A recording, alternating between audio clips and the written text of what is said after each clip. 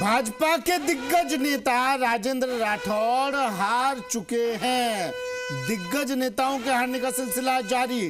और एक और ये बड़ी खबर, राजेंद्र राठौड़ तारानगर से हार गए हैं। बड़ी खबर, टीवी स्क्रीन पर एक एक कर बड़े नामों के हार्दिक, बिल्कुल सिर्फ कांग्रेस में ही नहीं हुआ ऐसा, भाजपा में इसे लहर नहीं कहा जाएगा, फिर तो कम से कम लहर नहीं कहा जाएगा। अगर आपको याद होगी, राजेंद्र राठौड़ अब से 1 से 1.5 घंटा पहले मतगणना केंद्र से मुंह झुकाते हुए निकल गए थे। यानी कि वो तस्वीरें इसी खबर की गवाह थी। बिल्कुल। और देखिए, आभास हो जाता है पहले, और उस आभास का परिणाम हम अब सटीकता से दर्शकों तक पहुंचा रहे हैं। नेता प्रतिपक्ष की चुनाव में बड़ी हार, राजेंद्र राठौड़ की तारानगर सीट पर बड़ी हार। और इसी बीच नरेंद्र बुढ़ानिया जीते हैं। नरेंद्र बुढ़ानिया की जीत से ज्यादा चर्चा राजेंद्र राठौड़ की हार की हो रही है। लाजमी है।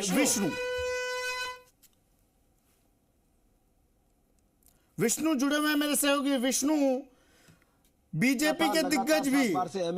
हाँ, बोलिए।